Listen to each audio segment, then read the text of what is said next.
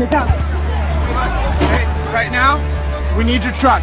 We just need to get people over to the hospital, okay? Okay, go ahead. Put them all in the back. Okay. Can you pull over towards the side over there? You know what? This person right here. Hold up. Can we get this person in here?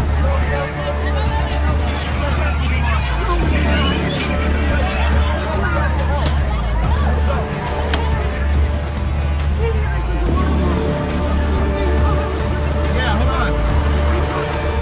Try it now. Oh my God.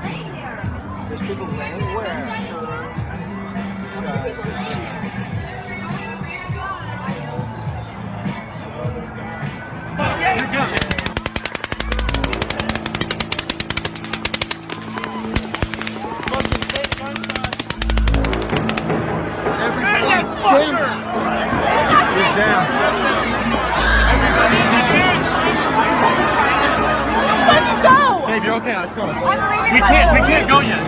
We can't go yet. Austin!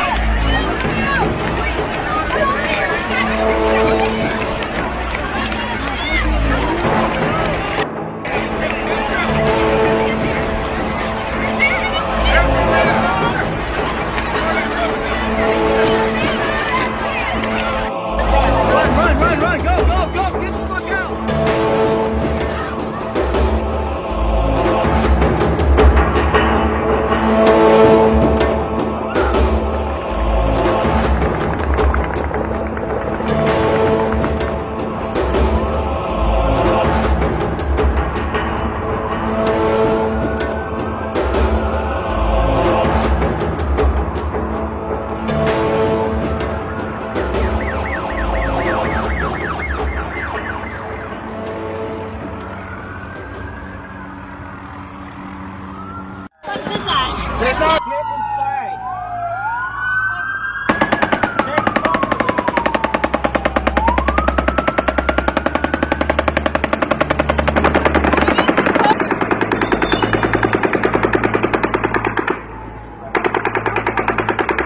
Sound system. There's no hits.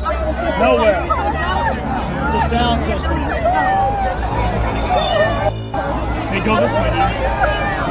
Mike, go this way. Stay down there, Running ain't gonna solve it.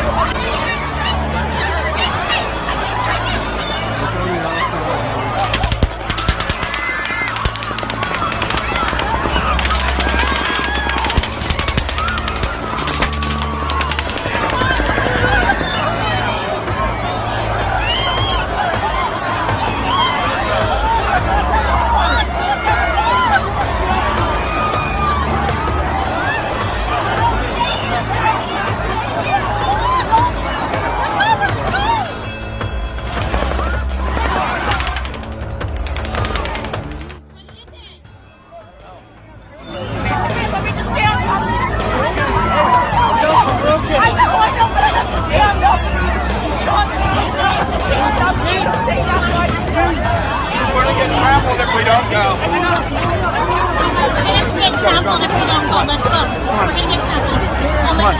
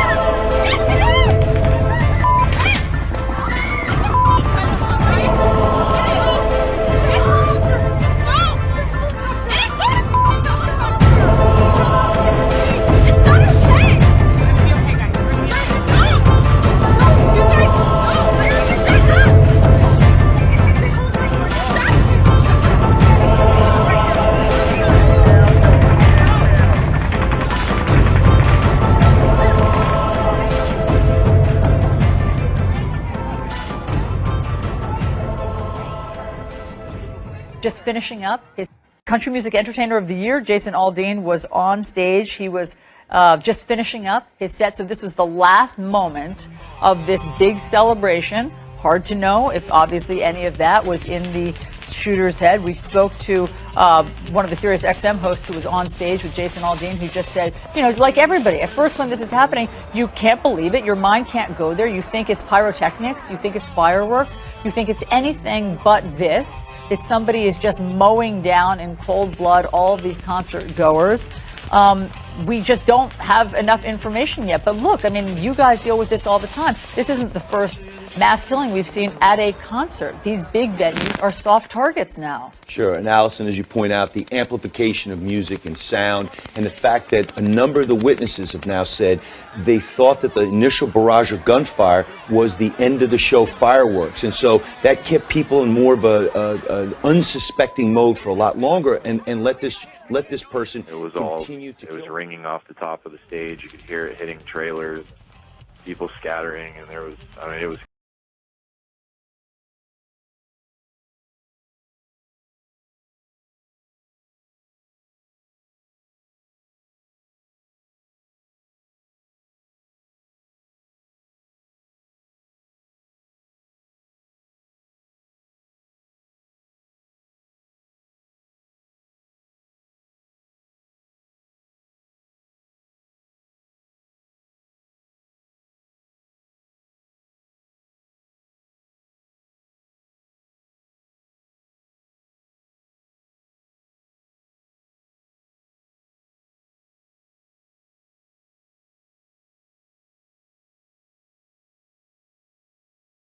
chaos. I've never and don't ever want to ever be a part of anything like this ever again. Yeah, of course. And so what happened? Were you playing on stage with Jason, and how long did it take to figure out what was unfolding? I was standing there, you know, I had just come off stage before Jason's set, and I was back out there like we always do. We're all friends out here, and I was out there watching the show and wanted to support him. All of a sudden, you just heard a couple individual with sound. You kind of where you would ask yourself, that sounded kind of like a gunshot, you know. And then next thing you know, it was just unloading on, like, no doubt, an automatic sounding rifle or some sort of machine gun or something. And at that point is when you could tell the chaos and the fear in everyone's eyes, and their demeanor was changed, and everyone just started scrambling for any sort of cover. But the way it's set up and the way that you can see where the guy was in Mandalay, I mean, it's like shooting fish in a barrel from where he was. I hate to say that, use that sort of term, but I mean, I feel so bad for these people, and we're all lucky. We were just talking about this. My crew, everyone else's crew backstage, we're so lucky that none of us were in the line of fire, because there's so many innocent people that were there to have a great time, and that's what we're here to do for them, and they've lost their lives. This is not an exaggeration. This shooting was going on for at least 10 minutes. I mean, it was nonstop. And by the time I got back to the bus after hopping a few fences, we were all laying down in the middle of the bus, and it was the gunfire was continuing outside. So this is something that the Las Vegas shooting, with the opening of the 1-800-FBI line for tips, videos, and evidence that can help law enforcement piece together events, individuals leading up to the shooting. The FBI has the ability to process massive amounts of data data and to do so very rapidly. FBI is asking anyone today with videos or photos, anything from social media especially, concerning Las Vegas, to call 1-800-CALL-FBI. That's 800-225-5324. I'll just give it to folks at home one more time. It's 1-800-CALL-FBI or 800-225-5324. A short time ago, police told reporters in Las Vegas that they're really in the earliest stages of understanding the motivation. They're executing search warrants at that hotel room at the Mandalay Bay, as well as a residence in Mesquite, Nevada. They said they're moving very cautiously on the likelihood or expectation or even possibility that the residents in Nevada may be booby-trapped, Bill. Wow. There was a report, this goes back a few hours ago, Catherine. I want to walk with, I want to be a little careful with this, but there was a report that he had 2 separate platforms set up inside that hotel room where he could alternate between rifles. Have any of your sources been able to confirm what they have found inside that room? Not at this Mary point. Lou Danley that we were looking for, and they since have found. They say she is no longer sought as a person of interest and have made contact with her, as you know. And they do continue to look for the Hyundai Tucson. So they're still looking for that vehicle, and they're not worried about her. And things change. You know, we've heard this also in San Bernardino. I remember them saying there were 3 shooters. I mean, these numbers and the story is going to change, and the question is going to be, how did he get the weapon? Not how did he get it in, because it's easy to do that. It's how did he get the weapon? I do know that at one point, Brian, that it was 3 people that have been detained. None of them may be involved here at all, have any connection, but we have been told by law enforcement that 3 had been detained at one